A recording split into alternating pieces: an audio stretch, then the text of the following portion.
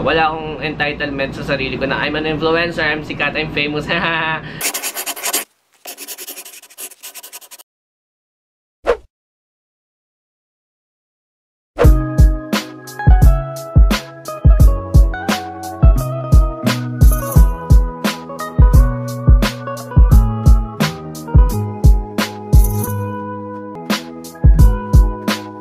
Hey guys! So welcome back to my YouTube channel, DJ Razon. Another sit-down vlog na naman tayo mga Digimons ko dyan and mga new subscribers. Kung bago ka man dito, hit the subscribe button na para naman updated ka sa mga new videos ko weekly.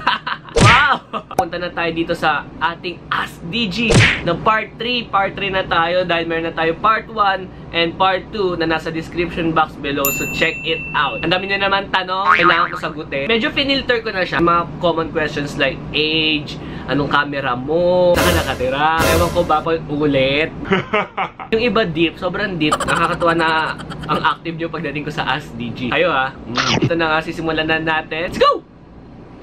So guys, ayan na nga, simulan na natin. Nga lang, ginawa ko lang yung pa-effect lang. Nang tanong, nakita ko agad ang pangalan ng aking best friend dito. Influencer ka po? Sa totoo lang guys, the influencer term is just for a marketing use. Pagdating sa mga proposal, lalo na sa mga collaboration, hindi po siya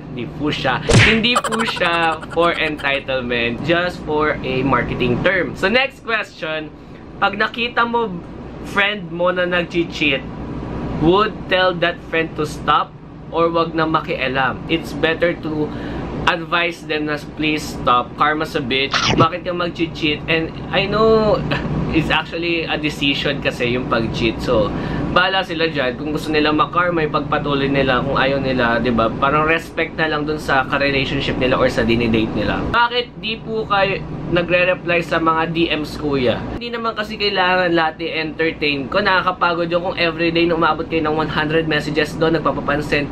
Kung isa-isahin ko kayo din, ang gulo-gulo na ng inbox ko. Paano naman yung mga clients, paano yung mga close friends ko? Baka hindi ko sila makausap ng maayos. Gets? Nire-reply ako lang actually pag relevant, travel, pag super importante. How to be DJ Razon po ba? Digimon here. Hi sa mga Digimons na nanonood. Wow!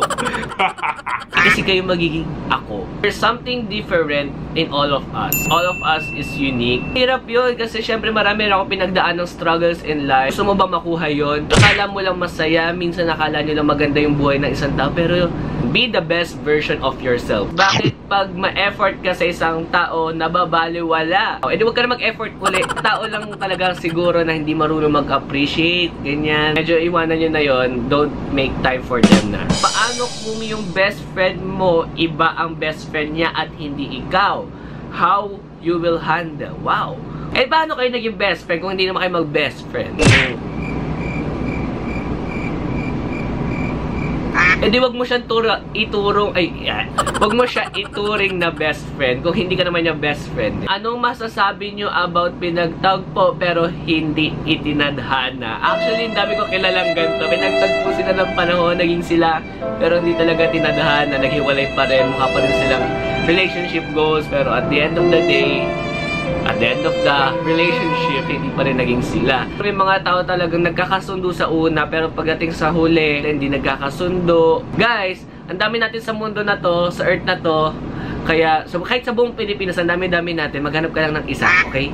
Paano hindi maging option? Know your worth. Alam mo kung saan mo ipi-place yung sarili mo. Next question, DG po talaga name mo? And may half ka po ba? Yes, my name is DG Peko Razon, D-E-E-G-E-P-E-C-O-R-A-Z-O-N. Yun po talaga yung pangalan ko, pero pag yung D tsaka G lang, medyo pa-short name lang yan. Pero ganun pa rin naman eh, DG. So yun. And may half ka po ba? Wala pa akong half alien siguro. Maliban sa vlogging life, ano pa ang bagay na pinagkakaabalahan mo? Explain ko to as my job. For me, yung vlogging tsaka vlogging is just my hobby. Then it became work nung nagkaroon ng mga sponsorship, nagkaroon ng mga ads, ganyan. Pero wala na ako ibang pinagkakaabalahan doon. Yun lang. Yun lang yung mismong work ko talaga, yun lang ginagawa ko as of now. Kasi kakagraduate ko lang naman 2 years ago. So guys, don't judge me if unemployed pa ako ngayon. Bakit kakaiba ang isang DJ Razon? Alam nyo kayo makakasagot niyan. Hindi ko nakikita yung sarili ko as super different from other influencers or vloggers. Kasi pare-pareho lang kami ginagawa. Yun ang napapansin ko. Siguro naging different lang ako kasi nag-start ako as a photographer talaga. Wala akong entitlement. I'm an influencer, I'm sikat, I'm famous. Beyond that, I have the skills na I see things differently. Favorite place mo na gusto mong puntahan, na pinupuntahan? Mga beach, ganyan. Into nature ako right now. And I decided to love nature more than city kasi medyo nagsawa na rin ako sa city life. Nagiging magastos ako. Pag nasa nature, I feel free. Parang may freedom doon. Ang sarap huminga ng hangin. Tapos, pa-shoutout na rin po. So, shoutout po kay Belle ng Apollo. Wow, ano ba yung company by Apollo? Summer vacation activities yung aabot kaya ng students. Shoutout din pala kay Marcel Castro on YouTube. Yon. Flash Island, Aqua Planet, Tagaytay, mga resort sa Laguna, sa Los Baños, mag-hot spring kayo, Batangas, pwede kayo mag-beach doon. Yon. Kung hindi ka digital influencer, ano ka ngayon? Sa pawang tao. Joke lang. Siguro isa akong marketing or siguro may ari na ako ng isang business. Nag-intern ako before sa Zalora. So, hi Zalora, hi Vince, hi Lord, mga dati kong boss yan. Tips for long distance relationship. Isang hi naman dyan, kuya. Hi, Diana! Yan! So, kahit magkalayo lang ng bahay, kaya Laguna, tapos Antipolo, kung ganun kalayo, siguro ang better talaga is you always have this communication, okay? Dapat meron kayong communication always, syempre. Updated na kayo sa isa't isa. I suggest, at least once a month, sana magkita kayo. Ano sa tingin mo ang kakaiba sa ating mga taga-South? Haha! Effort po natin. Kasi alam nyo yun, sabi nung taga-QC, meet halfway. Sabi naman taga-South, meet halfway din. Pero makikita sa Ortigas. Mukha bang halfway sa amin yun? Ang halfway po sa amin talaga is Makati. Magiging ma-effort and magastos kasi meron tayong mga toll gates, ganyan. So feeling ko, sinasabi nila pag South ka, rich kid ka. Minsan napapansin ko pare-parehas kayo ng mga post na mga kapwa vlogger or vlogger nyo. May times na pare-pareho kami ng pinopromote. Hindi kami pare-pareho kasi iba-iba kami ng pinupuntahan ng mga travel. Siguro nagpapareho lang talaga, which is yung mga content namin dito pag nasa Manila kami or pag nag-events kami. Kung gagawing episode ng MMK ang buhay mo, ano ang gusto mong title? Hirap nun na. So comment down below kung anong gusto nyong title sa MMK ko. Pero siguro for me, ang title, sapatos. Siguro yun ngayon nagpapaboost sa akin ng confidence kahit pangit yung outfit ko. Basta maganda sapatos ko, okay na sa akin yun. Tips for styling men's fashion. Color coordination, pattern coordination din. Go with the basics. Paano mo malalaman if siya na talaga for you? Kahit wala pang commitment or kahit hindi pa naman siguro in a relationship kayo, kahit dating pa lang.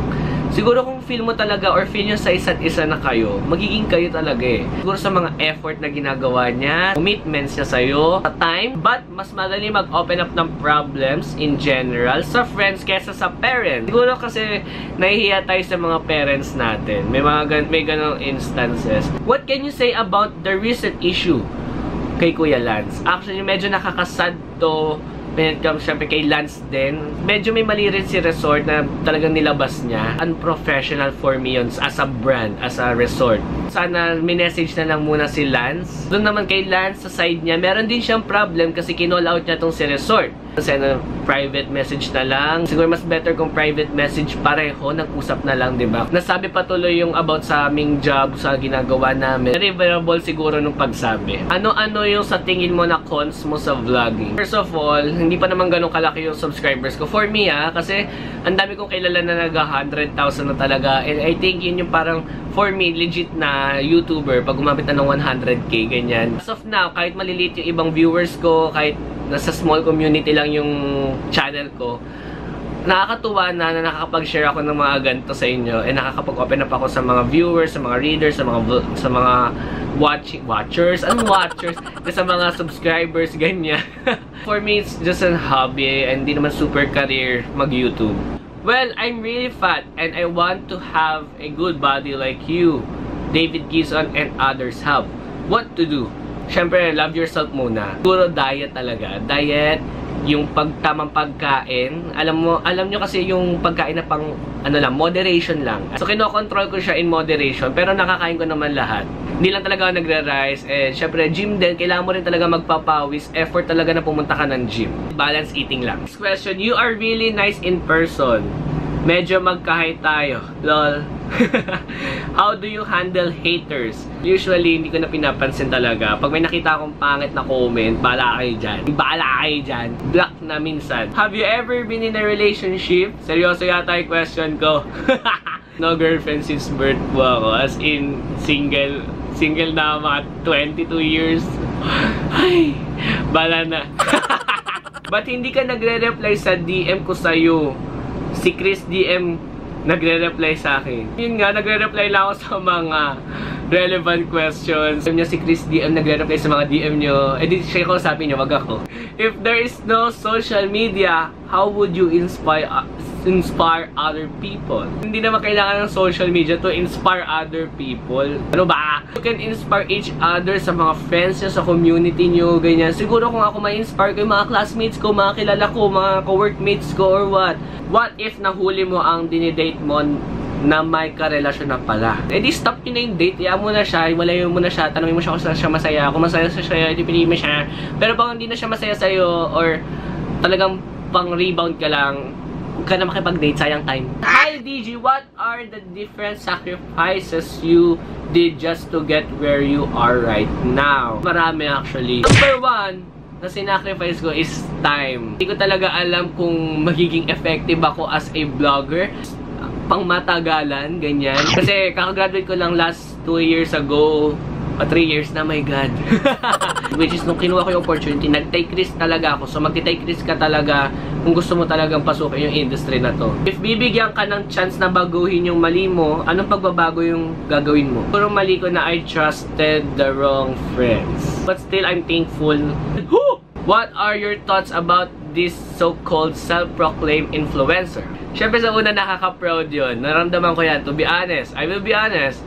Naramdaman ko yan sa shit, I'm an influencer. May mga tao talagang pinoproclaim nila as their official work yun. But I can't call their self, siguro kung hindi sila influencer, at matatawag ko silang digital creative. They are creative online. We're working with brand. The word influencer is just for a marketing term. Again, a marketing term. Isa rin yan sa mga entitlement terms. For me talaga, ang tawag talaga sa kanila is digital creative. So yun lang pala yung mga tanong guys. And again, thank you so much for watching this video. Hopefully you give a thumbs up and comment down below yung mga thoughts or mga favorite question nyo sa ating Ask DG Part 3. So hopefully sumali na rin guys sa giveaway na to. Kung natambak na dito sa bahay ito, please pabutin nyo na ang 30,000 na may manalo na dito.